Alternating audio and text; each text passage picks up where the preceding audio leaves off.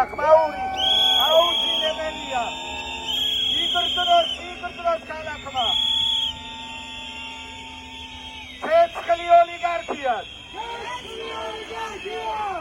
მეგობრებო ბიძინა ივანიშვილი მოკლედ ქიმიური ბიძინა აგრძელებს ამ ქვეყნის მტრობას ყველა მიმართულებით და განსაკუთრებით გამოვყოფ 4 მიმართულებას, რომელიც ამ ბოლო დროს განსაკუთრებულად როიტყვიან იყენებენ ქვეყნის წინააღმდეგ. პირველი ეს არის თუ რიგის მიხედვით მივყვებით ემიგრანტების თემა. ეს არის არ ვიცი ყველაზე ვანდალური აქტი, რაც შეიძლება გაუკეთოს საკუთარ მოქალაქეს, რომელიც თავისი ოჯახები, საქართველოში ოჯახების სარჩენად არიან წასული და სამშობლოს მოწყვეტილი. შეყვარებული ამ ქვეყანაზე ნოსტალგიით იმყოფებიან იქ წლების განმავლობაში, რომ აქ თავიანთი ოჯახები არჩინოთ. ხმის უფლება ჩამოართვეს ფაქტობრივად, გამოდის რომ ეს ადამიანები, როგორც საქართველოს მოქალაქეები, სრულუფლებიანი მოქალაქეები აღარ განიხილებიან. არის მეორე საკითხი, ეს არის არაბების თემა. ჩვენ ამ შემთხვევაში საზოგადოების ერთმა ნაწილმა კონკრეტულად ზვიად გამსახურდიას დროინდელმა ლეგიტიმურმა ხელისუფლებამ, დე იურე ლეგიტიმურმა ხელისუფლებამ მიმართა ოფიციალური მიმართვითა და წერილით არაბების ოფისს, რომ გადმოეცათ ხელშეკრულების ერთი ასლი, რათა ყოფილიყო ცნობილი რა ხდება ამ ხელშეკრულებაში. ჩვენ ვნახეთ ხომ?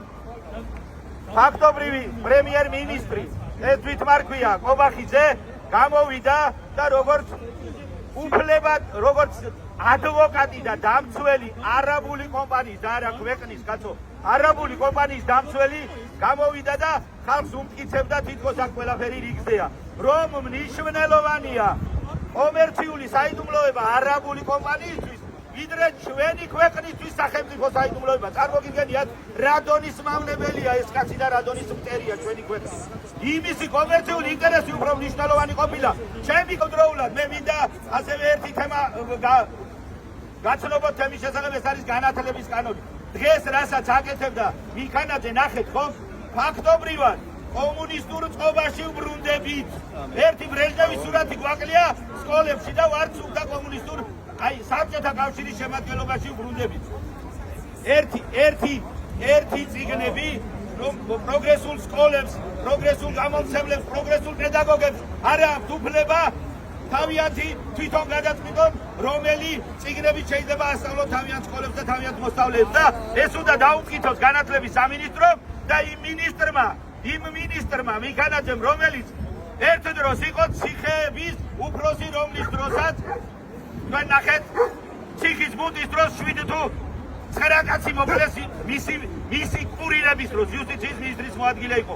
ეს ძალოვანი მინისტრი დღეს განათლების სისტემაში აი ასეთ რეფორმას აანონსებს და ფაქტობრივად განათლების სისტემა სრულიად ანგრევენ, ახლებური სისტემა აღარ იქნება და მივალთ ისევ საბჭოთა კავშირისაკენ, როგორც გითხარით, ბრეჟნევის სურათი აკლია მარტო სკოლებს და ყველაფერი ასე იქნება. რაც შეიძლება თვითონ ბოლო ყველაზე ამასძენ ფაქტი. ეს არის მოწამვლის ფაქტი. ეხლა მე ვუყურებ ჩემ წინ ალბათ პოლიციელები არიან გადაცმულ ფორმაში. ეს ხალხი ყველა არის მოწამლული აბსოლუტურად. უბრალოდ არ იციან, უბრალოდ ჯერ არ გამოვლენილი, ან გამოვლენილია და მალავე. აბსოლუტურად ყველა. მეორე, მესამე დღეს ვინც გაიარა, ყველა მოწამლულია. ახლო ვინც ცხოვრობს იქ, ყველა მოწამლულია. ანუ ფაქტობრივად როგორ გითხრათ და როდიონოვი მეორე გაიმეორეს. როდიონოვი თემაით საოკუპაციო ჯარების წარმომადგენელი იყო და ესენი ასე თუ ისე ქართველები არიან, როგორ გითხრათ. მეხამუშება ეს სიტყვაც კი რო ვთქვა ამ ადამიანებზე, რომ ქართველები არიან. ანუ ეს 4 ძირითადი თემა, რომლითაც ამ ქვეყნის დანგრევას განადგურებას აპირებენ, არ უნდა გაუტაროთ, არ უნდა შევარჩინოთ და აქედან თავი ვერ უნდა დაიძვრინოთ მას. აი ამ 4 თემას ეს ხელისუფლება, ეს დამპალი რუსული რეჟიმის ნარჩენები, რომელიც საქართველოშია, უნდა გადავაყოლოთ. აი ამ 4 დიდ თემას განსაკუთრებით ბოლოს, რომლის საშუალებითაც ნახევარი საქართველო მოწამლეს რუსთავის პროსპექტზე.